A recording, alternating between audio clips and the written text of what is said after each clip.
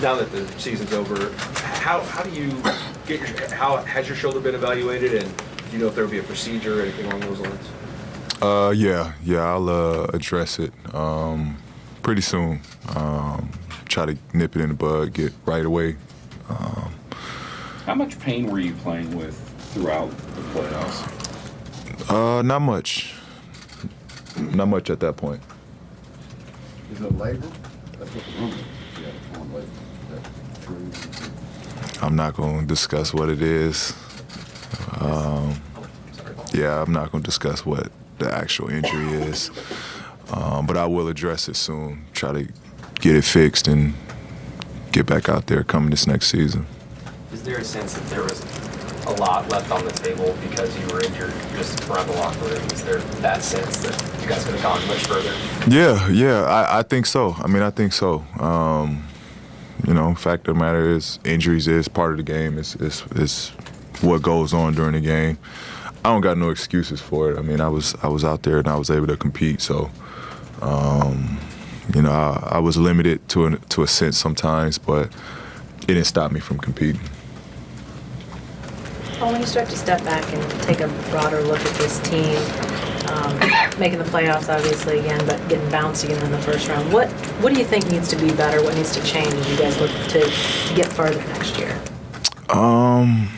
Honestly, I'm still trying to wrap, my head around that, on what's the next step, the next phase for this group going forward.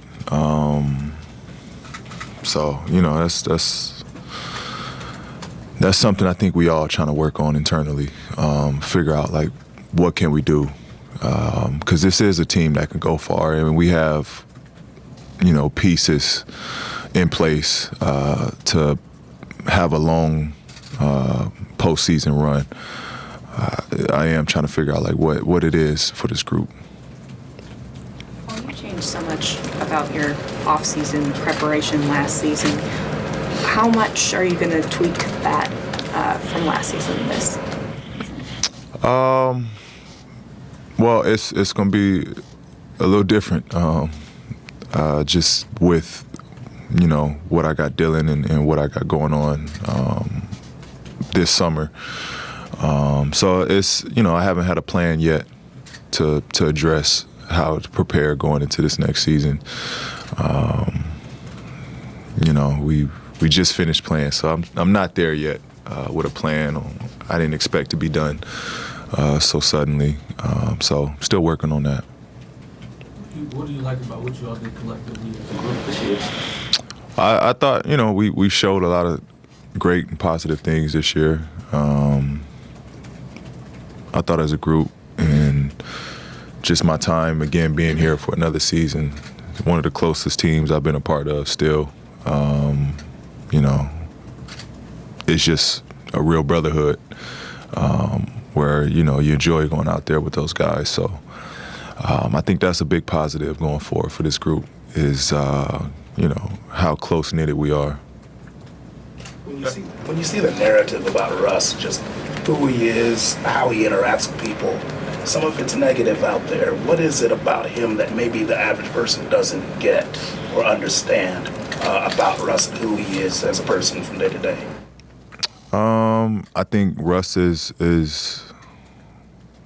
honestly just as normal as anybody else. I think anything he does is just amplified. If anybody know Russ on a personal level, that he's as real as it gets. He's 100%. He's as pure as a person that you can find. If you watching him from afar, you might mistake that for him being a certain type of way. But honestly, man, he's one of the best human beings I've ever been a part of. I had a choice and a decision to go anywhere I wanted to in my career, and I chose to come back here. Come on now, you that says a lot on its own of what kind of person Russ is. Does Russell ever make you cringe a little bit? Because I hear what you're saying, but sometimes he doesn't do himself any favors, it seems like, when he deals with us or, in certain places. But you know him better than that. Mm-hmm. Do you ever go, oh, Russ, does he ever?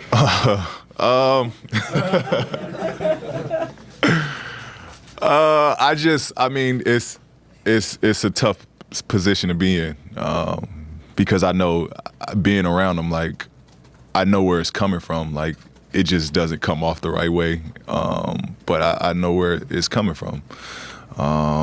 He's a guy of principles, and everything he does is all principles. That's he's going to take care of himself, and he's going to look out for himself.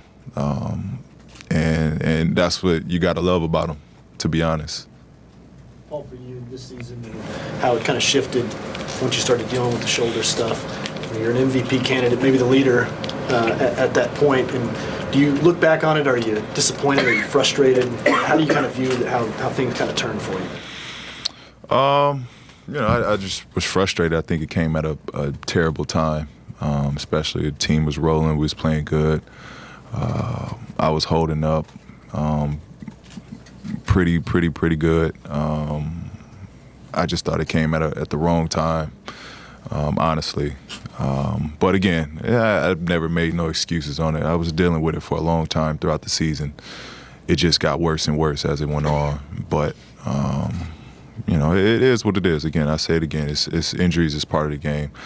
I've missed the season being hurt, so I was able to. The training staff assured me I was fine to play through it, and I would be fine going forward. I had no other thought in my mind but to be out there and play and ride it out with my guys. A long time? Is that longer than the 2 months after you had to sit out those 3 games? Yeah. How early? Not gonna say. But Paul, you said you weren't expecting this first round exit. Obviously, when you came back, you were expecting to go pretty far. How do you digest something like this? It's tough. I'm still thinking about, the series. It's not a good feeling for me. I felt, especially that last game. I mean, Dame had an unbelievable game 5, but I felt like we were starting to become ourselves again. We were playing fast. Our defense was starting to hold up. We were that athletic team again. The ball was moving. I just felt we had an identity again, and we started to feel ourselves again. And that was a pivotal game. I felt if we won that, we definitely would have changed our momentum. We would have been right where we wanted to be. Not down in the series, but where we wanted to be in terms of how we were playing. So I'm still digesting that. It's tough for us being done right now, and now we got to think about what we could have and should have done better. But got to let it go and move on, I guess. Paul, is there a worry with your injury, how you sustained an injury, and the way that you play, and what makes you so great on defense? Is there a worry moving forward that it could flare up again in future seasons, or is it just kind of a freak accident the way it happened? Well, that's the reason I want to address it now. I could leave it alone, and this would be a reoccurring thing. But I want to address it now, clean up what needs to be cleaned up, so it doesn't come back. And I'll be fine going forward. And I may have misheard, but since you obviously know more about it than we do you anticipate being ready for preseason next coming season? I'm not sure. I'm not sure the exact timetable on it. Again, we're still trying to put a plan together on how to address it and, what needs to be done. Well, one of the narratives of this season is you guys haven't shot the ball well enough. You were really good from 3, but not enough other guys were. What kind of a critical need is that, do you think, to address the shooting, whether get somebody else or for you guys to get better? Well, you just look at it. JG wasn't a high-volume three-point shooter in his career. We, asked him to shoot more threes this year, and he shot at a high percentage, but he'll get better with that now, knowing that's what we need from him. This is, Ferguson's rookie season pretty much from playing and being on the court for a full season. He'll get better with shooting the ball. I mean, we'll get better with that, I think, as time goes on. That's, hopefully won't be the issue come next season. Royce had sort of mentioned that first 2/3 of the season, basically, before you started dealing with this shoulder. Have you had any maybe thoughts just about the game winners that you hit, that stretch of time there where you were really rolling, and kind of what that felt like for you as a player to be at that level? Yeah, I mean, it felt great. Felt great just being in those moments, having opportunities to win games and put the game away on go-ahead baskets. It felt great, but again, I don't get into the whole stats of what I've made, what I've missed. I'm gonna shoot it. I'm gonna shoot it every time if I get a free enough look, and feel confident in shooting it every time. So, it's for the people that are about the statistics and the stats of that shot. It felt good to just bury them for them. Well, you know what it takes to play high-level defense in this league. As the league has evolved with all this outside shooting, kind of put us that are on the outside looking in. How much more difficult is it to play defense in the league now with everybody bombing from so far? Yeah, it's tough, and it's getting tougher if the three-point line extends to 35-plus feet now. It gets tougher now because the floor is so spaced out, and it's just hard to be in help spots. Like it puts a lot of pressure on one-on-one defenders now, especially it's a tight whistle for touching, grabbing, holding. It's a tight whistle for any contact away from the basketball or away from the court or from the basket. So it puts just a lot more pressure on individuals to have to guard.